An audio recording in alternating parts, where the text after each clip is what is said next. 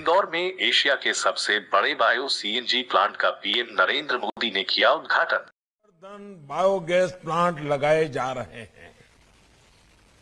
इनसे हमारे पशुपालकों को गोबर से भी अतिरिक्त आय मिलनी शुरू हुई है। हमारे गांव देहात में किसानों को बेसहारा जानवरों से जो दिक्कत होती है वो भी इस तरह के गोवर्धन प्लांट में उसके कारण कम हो जाएगी। ये सारे प्रयास भारत के क्लाइमेट कमिटमेंट को भी पूरा करने में मदद करेंगे।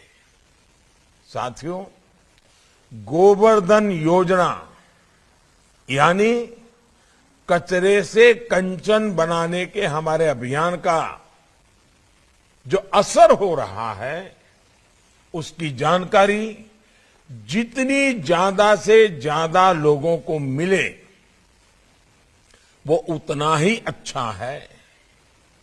गोवर्धन बायो सीएनजी प्लांट से इंदौर को प्रतिदिन 17 से 18 हजार किलो बायो सीएनजी तो मिलेगी ही, इसके अलावा 100 टन जैविक खाद भी यहां से रोजाना निकलेगा।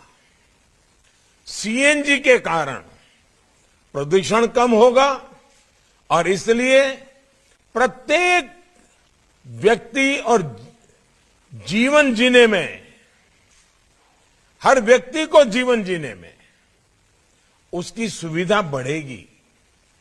इसी प्रकार से यहां जो जैविक खाद बनेगी उससे हमारी धरती मां को भी नया जीवन मिलेगा।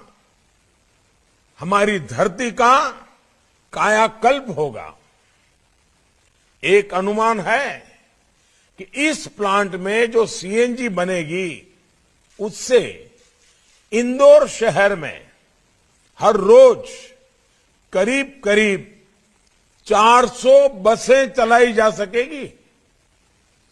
इस प्लांट से सैकड़ों युवाओं को किसी ना किसी रूप में रोजगार भी मिलने वाला है, यानी एक ग्रीन जॉब्स को बढ़ाने में भी मददगार होगा। भाइयों और बहनों, किसी भी चुनौती से निपटने के 2 तरीके होते हैं। पहला तरीका ये कि उस चुनौती का तत्कालीन समाधान कर दिया जाए।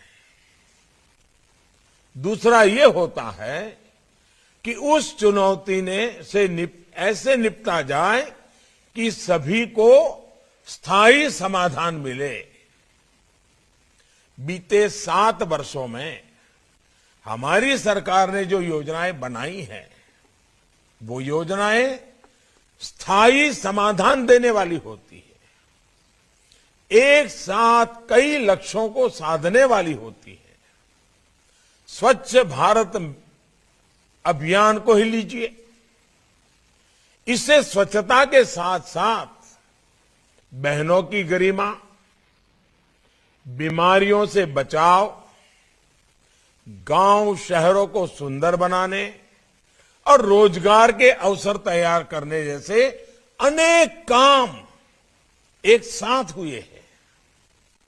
अब हमारा फोकस घर से, गली से निकले कचरे के निस्तारण का है, शहरों को कूड़े के पहाड़ों से मुक्त करने का है। इनमें भी इंदौर एक बेहतरीन मॉडल बनकर उभरा है। आप भी जानते हैं कि ये नया प्लांट जहां लगा है वहां पास ही देवगुडरिया में कूड़े का पहाड़ होता था। ताजा खबरों के लिए हमारे चैनल को लाइक करें और सब्सक्राइब करें।